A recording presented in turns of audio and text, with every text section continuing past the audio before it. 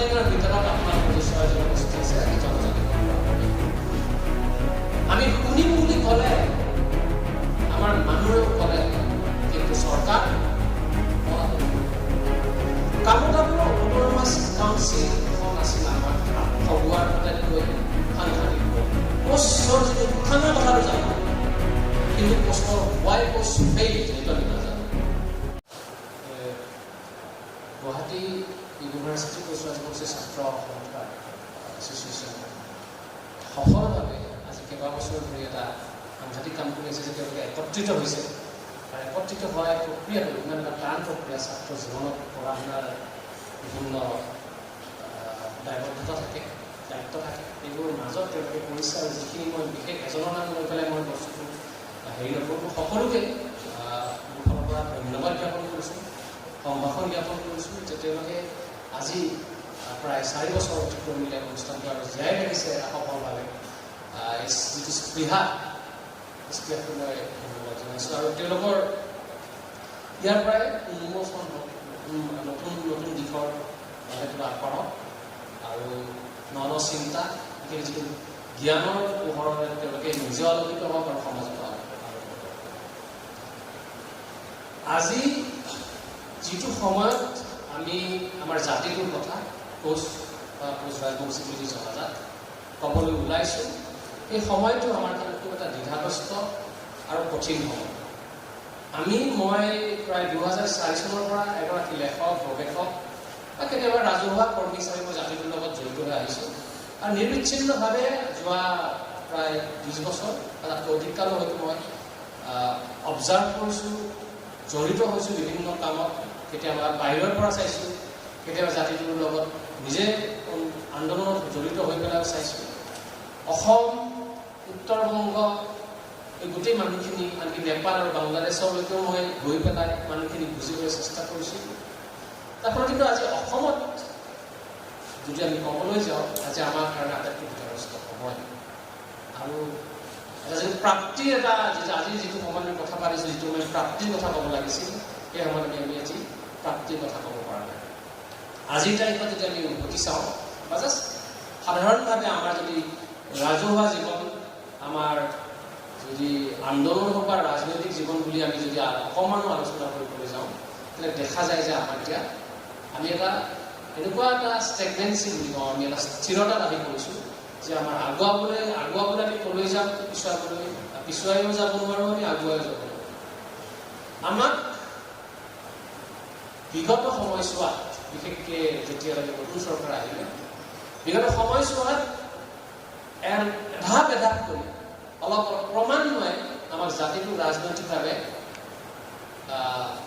তাক শক্তিহীন কৰা হ'ল আৰু সেয়া আমি অকণমানো অনুধাৱন কৰিব নোৱাৰিম শ্ল' পয়জনিং বুলি যিটো কোৱা হয় এজন কেঞ্চাৰ পেচেণ্টৰ নিচিনা কেঞ্চাৰ পেচেণ্ট এগৰাকী সাধাৰণতে যেতিয়া চিকিৎসাত যায় যেতিয়া কেম'থেৰাপি আৰম্ভ হয় আচলতে মৃত্যুৰ দুৱাৰলৈকে লাহে লাহে গৈ থাকে নতুন চৰকাৰে যেতিয়া এই অলপ আগতে তেখেতে কৈছিলে মই যে মোদীয়ে 2014 চনত বঙাইগাঁৱত অলপ তেনেকৈ হালধীয়া গামোচা এখন লৈ কৈছিল যে আপোনালোকৰ কথা য'ত দিল্লীত বহি থকা মানুহে শুনা নাপায় আমি শুনিম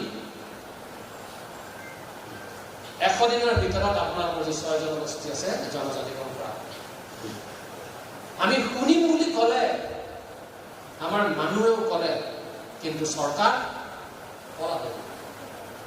চৰকাৰে একো শুনা নাপায় এনেকুৱা হৈ গ'ল যে তেওঁলোকে যিমান পাৰে গোটেই বস্তু বেলেগ বস্তু ডাইভাৰ্ট কৰে আপোনালোকৰ যদি এই গোটেই সমীক্ষাটো মই আৰ্টিকেল পঠাইছিলোঁ জনজাতিকৰণ বুলি যিটো আমি কওঁ তাত আমাৰ বিভিন্ন শত্ৰু আছে এক্সিষ্টিং যিখিনি চিডিউল্ড ট্ৰাইব মানে অনুসূচিত জনজাতি আমি জনজাতি হয় আমি জনজাতি হয় কিন্তু যিখন লিষ্ট আছে গভৰ্ণমেণ্টত চৰকাৰী ভাৱে যিটো আমি অনুমোদন পাব লাগে চিডিউল্ড জনজাতি আমি নহয় জনজাতি আমি হয় কিন্তু কথা হ'ল তেওঁলোকে গোটেই বিষয়টো প্ৰথমতে ক'লে যে জনজাতি পৰা হ'ব তেওঁলোকে পিছুৱাই আনিলে কিবা কিবি আলোচনা কৰি জনজাতি ঐক্য মঞ্চ এখন গঠন কৰিছিলে মোৰ ঠিক ক্ৰমটো মনত পৰা নাই কিন্তু সকলোবোৰ তেওঁলোকে যেতিয়া লাহে ধীৰে বস্তুটো কিমান পাৰে পিছুৱাই দিবলৈ চেষ্টা কৰিলে আৰু পৰৱৰ্তী সময়ত যেতিয়া কা আন্দোলনৰ সময় আহিল নাগৰিকত্ব সংশোধনী বিধেয়কখন তেতিয়া তেওঁলোকে দৌৰা-দৌৰিকৈ বিধেয়কখন উত্থাপন কৰি পেলাই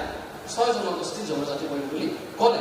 বিধেয়ক উত্থাপন কৰিলে, কিন্তু এনেকুৱা এটা মুভমেণ্টত কৰিলে যেতিয়া আপোনাৰ তাতে আৰু আপোনাৰ ৰাজ্যসভাত উত্থাপন কৰিলে, তাৰপিছত কিন্তু আপোনাৰ হেৰি নাথাকে, ছেছন নাথাকে। এনেকুৱা এটা সময়ত কৰিলে, ভোটৰ বাবে মুকলি কৰি নিদিলে, তাৰপিছত কিন্তু সেই আন্দোলনৰ সেই সময়ত তেওঁলোকে কি কৰিলে, কুবুদ্ধিটো আছিলে যে নাগৰিকত্ব সংশোধনী বিধেয়ক যিটো আন্দোলন আছিলে, কা বিৰোধী আন্দোলন, সেই আন্দোলনৰ পৰা জনগোষ্ঠীসমূহ আঁতৰাই আনিলে, সেইখন গৃহীত কৰিলে, কিন্তু জনজাতিকৰণ নকৰিলে। পৰৱৰ্তী পৰ্যায়ত তাত খুব ডাঙৰ খবৰ আহিছিল আমাৰ জাতিৰ বাবে, সেইটো আছিল Kamatapur autonomous council. Kamatapur autonomous কাউন্সিলখন আছিল আমাৰ আঠগোৱাৰ আটাইতকৈ সাংঘাতিক বলি। হয়তো মোক ভুল বুলি কোনোবাই ক'ব, মই মানি ল'ম, কিন্তু মই যিখিনি অনুধাৱন কৰিলোঁ, অসমত অটোনমাছ কাউন্সিল হ'ব লাগিলে, সাংবিধানিকভাৱে স্বীকৃত অটোনমাছ কাউন্সিল হ'ব লাগিলে, এইখন 6ষ্ঠ অনুষ্ঠিত হ'ব লাগিব। আৰু তেনেকুৱা কাউন্সিল আপোনাৰ 3খন আছে, Karbi autonomous council, Dima Hasao autonomous council, আৰু 6ষ্ঠ অনুসূচী সংবিধান সংশোধন কৰি পেলাই বনোৱা আপোনাৰ যিখন আপোনাৰ BTC বড়ো টেৰিটৰিয়েল কাউন্সিল। বাকী অসম চৰকাৰে কিছুমান জনজাতিৰ কাৰণে আপোনাৰ কৰিছিলে, মিচিং বা হেৰিৰ কাৰণে, কিন্তু অসম চৰকাৰৰ অধীনৰ পৰা আছিলে। এই মিচিং হওক, ৰাভা, আছাম হওক, এইবিলাক আপোনাৰ অটোনমাছ কাউন্সিল। বিশেষ এটা পাৱাৰ নাই, কিন্তু তেওঁলোকে এটলিষ্ট নিজে জনগোষ্ঠীত কাম কৰিব। এতিয়া আমাৰ যিখন আপোনাৰ অটোনমাছ কাউন্সিলৰ এইখন একোৱেই নহয়। আদাৰ বেকৱাৰ্ড ক্লাছৰ কাৰণে আপোনাৰ কোনো অটোনমাছ কাউন্সিল ব্যৱস্থা নাই, নামটো অটোনমাছ কাউন্সিল। কালি যদি মই এটা NGO খুলি অটোনমাছ কাউন্সিল, সেইটো নামটো অটোনমাছ কাউন্সিলৰ নিচিনা। এতিয়া যোৱা আমি সময়ছোৱাত দেখা পালো যে এই অটোনমাছ কাউন্সিলত আমাৰ ৰাজনৈতিক অধিকাৰ নাই, আমাৰ তাত পৰা আমি কোনো নিজা আমাৰ MLA নাথাকিব, তাৰ পৰা আমাৰ এৰিয়া নাই। আনকি তাৰ লগত এখন মৰাণ মটক অটোনমাছ কাউন্সিলৰো গঠন কৰা হৈছিলে। মৰাণ মটকখন আকৌ ইণ্টাৰেষ্টিংলি সমগ্ৰ মৰাণ মটকৰ কাৰণে কৰা হৈছিলে, কিন্তু কোচৰাজ বংশী অটোনমাছ কাউন্সিলখন কৰা হ'ল যে অবিভক্ত গোৱালপাৰা জিলাৰ কাৰণে কৰা হ'ল। ঠিক আছে, অবিভক্ত গোৱালপাৰা জিলাৰ কাৰণে কৰা হ'ল, কিন্তু অবিভক্ত গোৱালপাৰা জিলা বুলি কোৱাৰ লগে লগে চৰকাৰে এটা বস্তু আমি গম নোপোৱাকৈ মাৰ্ক কৰি দিলে যে অবিভক্ত গোৱালপাৰা জিলাৰ সীমা। অৰ্থাৎ চৰকাৰীভাৱে আজিৰ তাৰিখত অবিভক্ত গোৱালপাৰা জিলাৰ সীমা হৈছে কোকৰাঝাৰ তাত নাই, ৰাভা হাছং তাত নাই, চিৰাং নাথাকিব। অৰ্থাৎ আনি পেলাই গোটেই সমগ্ৰ যিটো আমি 30 লাখ বা 35 লাখ কোচৰাজ বংশী আছো, এইখিনি মানুহ মাত্ৰ 15% মানুহক ৰাজনৈতিক অধিকাৰৰ বিষয়টো তেওঁলোকে কোৱাৰ সুবিধা কৰি দিলে। আৰু যদি ভালদৰে মোৰ যদি এনালাইচিছ হোৱা নাই, এই যিখন আপোনাৰ অবিভক্ত গোৱালপাৰা জিলাৰ কামতাপুৰ অটোনমাছ কাউন্সিল যদি আমি ধৰোঁ, এই এলেকাত মাত্ৰ আপোনাৰ 4 লাখ মান কোচৰাজ বংশী মানুহ আছে, যিটো মাত্ৰ 15%। 85% মানুহৰ অধিকাৰ, 85% মানুহৰ ৰাজনৈতিক অধিকাৰ, ভূমি সুৰক্ষাৰ কথা কি হ'ব? 85% বাদ দিলোৱে এই কথা। বিটিআৰৰ আচলতে কোকৰাঝাৰক কেন্দ্ৰ কৰি বড়ো অসমত কোচৰাজ বংশীৰ আন্দোলন অলপ দীঘলীয়া হ'লে মোক মনত পৰাই লওঁ। অসমত কোচৰাজ বংশীৰ আন্দোলনত জড়িত কাৰণটো আছিল তেওঁলোকৰ বড়োসকলে তেওঁলোকৰ ভূমিৰ অধিকাৰ বা ৰাজনৈতিক অধিকাৰ তেওঁলোকৰ নোহোৱা কৰি পেলাইছিল। উত্তৰ বংগত কামতাপুৰ অঞ্চলৰ প্ৰাসংগিকতা বেলেগ আৰু আমাৰ ইয়াত বেলেগ। গতিকে সেইকাৰণে মূলতঃ আমি যেতিয়া আন্দোলনবোৰ দেখা পাওঁ, কোকৰাঝাৰৰ মানুহখিনি খুব আগবাঢ়ি আহে, গুৱাহাটীত ধৰ্ণাৰ পৰা আদি কৰি। আনকি কোকৰাঝাৰৰ মোৰ এজন এতিয়া আকাশ লৰাই কৈছিলে আজিৰ পৰা 15-20 বছৰ হ'লে, দাদা আমি চেণ্ট্ৰেল কমিটি, কাৰণ আমিহে বঙাইগাঁও নহয়। আৰু মই চেণ্টিমেণ্টটো বুজিছিলোঁ, কাৰণ তেওঁলোকৰ যিটো অধিকাৰ, তেওঁলোকৰ ৰাজনৈতিক অধিকাৰ বা আপোনালোকৰ যিটো ভূমিৰ অধিকাৰ, বিভিন্ন অধিকাৰ তেওঁলোকৰ আটাইতকৈ ক্ষুণ্ণ হৈছে। গতিকে আজি যেতিয়া কামতাপুৰ অটোনমাছ কাউন্সিল গঠন হ'ল, তেতিয়া দেখা গ'ল যে যিখিনি মানুহে আচলতে আটাইতকৈ শোষিত হৈছিলে, বঞ্চিত হৈছিলে, তেওঁলোকে এই কাউন্সিলৰ পৰা একো নাপায় আৰু পোৱাৰ সম্ভাৱনাও নাই। গতিকে এনে এটা পৰিস্থিতিত আমি সচেতন নহ'লে আমাক চৰকাৰে আগুৱা পাৰিব। শেহতীয়া যিটো কথা হৈছিলে, যেতিয়া শেহতীয়া মই আপোনাক জাষ্ট অৱগত কৰাইছোঁ, আপোনাৰ ষ্টুডেণ্ট মানুহ এইখিনি কথালৈ জানিবা ল'ব। যিবোৰ লাষ্ট যেতিয়া চৰকাৰৰ লগত মিটিং হৈছে বা শেহতীয়া যিবোৰ কৰিছে অবিভক্ত গোৱালপাৰা জিলাৰ কোচৰাজ বংশী ST, সেই বস্তুটো এতিয়া লাহে লাহে নোহোৱা হৈছে। এতিয়া আমি ধেমেলীয়া কিবা কিবি কথা কয়, বিশেষ কোনো চিৰিয়াছ কথা আলোচনা চৰকাৰে নকৰে। আৰু চৰকাৰে এতিয়া কোচৰাজ বংশীসকলক কিয় খাতিৰ নকৰে আপোনালোকক স্পষ্ট কৰি দিম। আগতে যেতিয়া সামগ্ৰিক অসমভাৱে আপোনালোকে আছিলে, তেতিয়া আপোনালোকে অন্ততঃ 30-35 লাখ আছিল। আজি এতিয়া অবিভক্ত গোৱালপাৰা জিলাত গোটেইখিনি মানুহ আনি দিলে, আপোনালোক হৈ গ'ল 4 লাখ মানুহ। তাৰ নেতাখিনি আপুনি মেনেজ কৰিব পাৰে, চাহ খাব মাতিব পাৰে, ভাত খাব মাতিব পাৰে, কিবা এটা দিব পাৰে, তেওঁলোকে একো কৰা 4 লাখ মানুহক তেওঁলোকে ৰিপ্ৰেজেণ্ট কৰে। তাতকৈও কথাটো হৈছে ৰাজনৈতিকভাৱে তেওঁলোকক কোৱা হৈছে যে তোমালোকে যিটো অঞ্চলৰ পৰা আহিছা তাত আমাক এতিয়ালৈকে তোমালোকে MLA এটা আনি দিব পৰা অৱস্থা তোমালোকে নাই। আৰু লগতে এইটোও ভয় খুৱাই দিয়া হৈছে যে তোমালোকে এনেকে থাকা, নহ'লে পূৰ্ববংগৰ পৰা অহা বা মিয়া মানুহখিনিয়ে তোমালোকৰ ৰাজনৈতিক হেৰি হ'ব। গতিকে তোমালোকে হিন্দুত্ববাদ কৰা, হিন্দুৰ অধীনত থকা। হিন্দুত্ববাদ কৰাটো একো বেয়া কথা নহয়, কিন্তু হিন্দু মানে আপুনি বৰ্ণ ব্যৱস্থা গ্ৰহণ কৰিব লাগিব। হিন্দু ধৰ্মৰ আধাৰ হৈছে বৰ্ণ ব্যৱস্থা। আপুনি এই প্ৰশ্নটো নিজকে সুধিব, আপোনালোকে কি বৰ্ণ? মই নকওঁ, ক্ষত্ৰিয় বুলি ক্লেইম কৰে, কিন্তু আপোনালোকে কি বৰ্ণ চাব? ক্ষত্ৰিয় বুলি ক্লেইম কৰা সেইটো SC হিচাপে তাতে চিডিউল হৈ আছে, চিডিউল কাষ্ট হিচাপে। কিন্তু যদি বৰ্ণ ব্যৱস্থাটো আমি মানি লওঁ, আমি কি বৰ্ণৰ চাব লাগে। মোৰ মনত পৰে আমাৰ দেউতাহঁতে নিজৰ যেতিয়া উচ্চ বৰ্ণৰ ঘৰত গৈছিলে, চাহ খাই পেলাই বাচন ধুই আহিব লগা অৱস্থা আছিল। আজিৰ পৰা কেইবাবছৰ আগতে মই এটা গৱেষণা কাম কৰিছিলোঁ, তেতিয়া আমাৰ উচ্চ বৰ্ণৰ কলিতা ছোৱালী আমাৰ দাদা এজনক দিয়া, মানে এৰেঞ্জ মেৰেজত দিয়ে, এতিয়া হৈছে কিন্তু নিদিয়ে। এতিয়া মইতো কোৱা নাই, গতিকে বৰ্ণ ব্যৱস্থা আমাৰ এক্সিষ্টিং হয়, এই ব্যৱস্থাটো আমি থাকিব আৰু হিন্দু ধৰ্ম আমি মানি চলিব, এইটো আমি মানি চলিব লাগিব। আপোনালোকে এজন ক্ষুদ্ৰ বুলি ভাবে, ক্ষত্ৰিয় বুলি ভাবে, সেইটো আপোনালোকে। মই অলপ কিছু কৈ পেলাই এতিয়া আমাৰ ভৱিষ্যত বৰ্তমানটো মই বিষয় এটা ক'লো, বৰ উৎসাহজনক নহয়।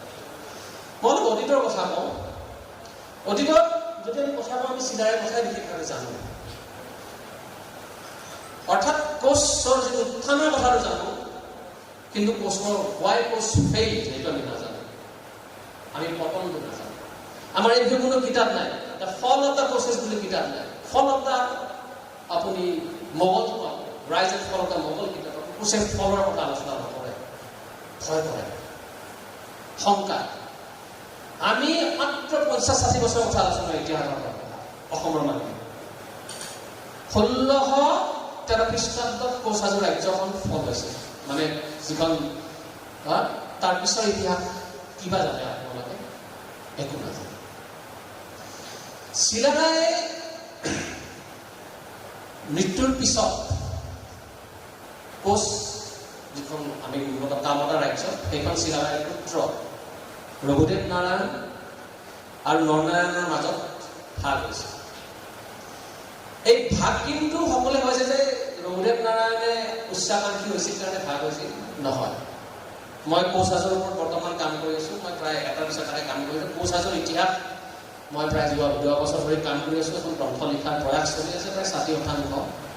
তাত দেখা গ'ল যে এই গোটেই ষড়যন্ত্ৰ এটা আছিল, আৰু এই ষড়যন্ত্ৰটো আছিল আপোনাৰ মন্ত্ৰী সভাত থকা মূলতঃ কায়স্থ মন্ত্ৰী। তাত আছিল আপোনাৰ তপত গোবিন্দ পাত্ৰ, সকলোৱে বেয়া পায়, আজি বহুত চিনাকি কথাটো কৈছো। গোবিন্দ পাত্ৰহঁতে চিলাৰাৰ এটা হাতী আছিলে, চিলাৰাৰ মৃত্যুৰ পিছত হাতীটোৰ অৱস্থা বহুত বেয়া। নৰনাৰায়ণে ফুৰি দেখা পালে যে হাতীটোৰ নামটো মোৰ মনত কি ৰে জানো যায়, আহি দেখা পালে হাতীটোৰ অৱস্থা বহুত বেয়া। তেতিয়া হাতীৰ খুব মৰম কৰিছিলতো, নৰনাৰায়ণে বোলে এই হাতীটো কোচবিহাৰলৈ লৈ গ'লা, মই এটা ভালকে ৰাখিম। হাতীটো আৰু চিলাৰাৰ যিখিনি সা সম্পত্তি আছিল কোচবিহাৰলৈ খুব ভালকে ৰখা হয়। তেতিয়া এই মন্ত্ৰী সভাৰ মানুহখিনিয়ে আহি পেলাই চিলাৰায় ফুলে ৰঘুদেৱ নাৰায়ণে ক'লে, বোলে আজি হাতী দিলা, কালি আমাকো আউট কৰিব। আজি হাতী লৈ গ'ল, কালি কিন্তু আমি মন্ত্ৰী চন্ত্ৰী চব আউট। গতিকে তুমি ফুৰিবলৈ যাওঁ বুলি কৈ সৈন্য সামন্তলৈ যোৱা, আৰু তোমাকে আমি ৰাজা পাতিম। কামৰূপৰ বুৰঞ্জী চালে তোমাকে আমি ৰজা পাতিম। সেইবুলি জেঠাকক বৰদেউতাকক বোলে জেঠা মই অলপ ফুৰি আহো বুলি কৈ আপোনাৰ ৰঘুদেৱ নাৰায়ণ গুচি আহিল। কিন্তু গোবিন্দ পাত্ৰ থাকি গ'ল। মই লাহে ধীৰে জানো মানে গোবিন্দ পাত্ৰ লক্ষ্মীনাৰায়ণৰ দিনলৈ, লক্ষ্মীনাৰায়ণেহে গোবিন্দ পাত্ৰ ষড়যন্ত্ৰ গম পাই তেওঁক পদচ্যুত কৰে। নৰনাৰায়ণ মৰাৰ পিছত লক্ষ্মীনাৰায়ণৰ দিনতো তেওঁৰ পুত্ৰ লক্ষ্মীনাৰায়ণ দিনতো কোচবিহাৰৰ মন্ত্ৰী হৈয়ে আছিল গোবিন্দ পাত্ৰ। লক্ষ্মীনাৰায়ণে পদচ্যুত কৰাৰ পিছতহে তেওঁ আহি পেলাই কোচহাজোৰ ৰঘুদেৱ নাৰায়ণৰ মন্ত্ৰী সভাত মানে জইন কৰে। কৰ্পোৰেটবিলাকে যেনেকৈ চাকৰি জইন কৰে তেনেকৈ জইন কৰে। গতিকে সেই ষড়যন্ত্ৰটো কিন্তু তাতে সেইটো নহ'ল। মই যে আপোনাৰ ষড়যন্ত্ৰটো মই কথা কওঁ, আৰু ষড়যন্ত্ৰবিলাক আমি ভুল যাওঁ, আজিকালি চৰকাৰে যেনেকৈ কৰে।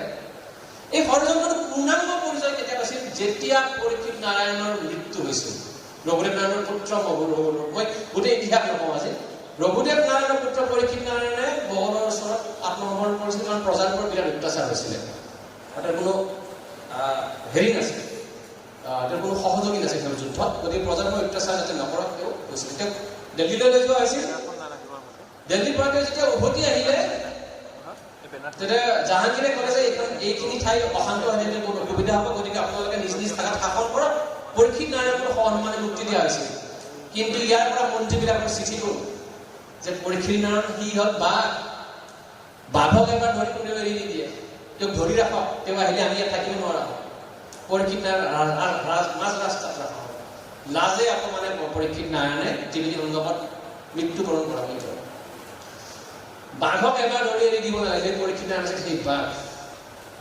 সেই 1613 পৰীক্ষিত নাৰায়ণৰ মৃত্যু হ'ল। আৰু কৈছে মোৰ আৰু যিনো কি পাম মই ইয়াতে কওক চুইচাইড কৰা বুলি কওক বা তেওঁৰ মৃত্যু হ'ল। পৰীক্ষিত নাৰায়ণৰ মৃত্যু হোৱাৰ সময়ত আগ্ৰাৰ শ্ৰী কবীন্দ্ৰ পাত্ৰ জাহাংগীৰে ক'লে এই যে জনপ্ৰিয় ৰজাৰ মৃত্যু হৈ গ'ল, এই জনপ্ৰিয় ৰজাৰ যদি মৃত্যু হয় তাত বহুত অশান্তিৰ সৃষ্টি হ'ব। গতিকে তেওঁৰ কোনোবা আছেনে সতী সন্ততি শাসন কৰিব পৰা? কবীন্দ্ৰ পাত্ৰই নাই, সতী সন্ততিটো তেনেকে নাই শাসন কৰিব পৰা। মোক যদি দিয়ে ময়ে চলাম ৰাজ্য। সেনেকে কবীন্দ্ৰ পাত্ৰ হৈ গ'ল আপোনাৰ কানুংগ হৈ আহিলে আৰু সৃষ্টি হ'ল আপোনাৰ গৌৰীকুঞ্জৰ গাঁও। কিন্তু আছিল সন্তান, সেই নাবালক সন্তানে ক্লেইম কৰিলে, আৰু সেইকাৰণে বিজিত নাৰায়ণৰ পিছত মোগলে বাধ্য হৈ পেলাই বিজনী পুনৰ মানে যিটো পৈতৃকভাৱে যিটো পায় বিজনী ৰাজ্য তেওঁলোকে মোগলে স্থাপন কৰিবলগীয়া হ'ল। এইফালে দৰং যিটো স্থাপন হৈছিল। এইবিলাক ইতিহাস মই নাযাওঁ, কিন্তু আজি এইখিনি ষড়যন্ত্ৰৰ কথা ক'লো আপোনালোকে। আমি ষড়যন্ত্ৰ চিলাৰালৈকে জানো, এই আমি আহোমক হেৰি কৰিছিলোঁ, হেৰি কৰিছোঁ। কিন্তু আপোনাৰ জানিব আহোম এজন ৰজা প্ৰতাপসিংহ, বুঢ়া ৰজা প্ৰতাপসিংহ, তেওঁ হ'ল আপোনাৰ পৰীক্ষিত নাৰায়ণৰ সমসাময়িক। তেখেতে খুব সেই সময়ত কিন্তু বছৰ প্ৰতি খুব ভাল দৃষ্টি লাগিছিলে। তেখেতে নিজ মানে ইনিচিয়েটিভত, শব্দটো অসমীয়া নিজা ইনিচিয়েটিভত তেখেতে ৰঘুদেৱ নাৰায়ণৰ কন্যা মংগলদৈ বিয়া কৰাইছিল। তাক পৰীক্ষিত নাৰায়ণে বিয়া দিছিল। নিজে কৈছিল যে মই বিয়া কৰা সম্পৰ্ক স্থাপন কৰিম। সেই ঠাইখিনি যৌতুক হিচাপে দিয়া হৈছিল আজি মংগলদৈ, সেইকাৰণে মংগলদৈৰ নামেৰে।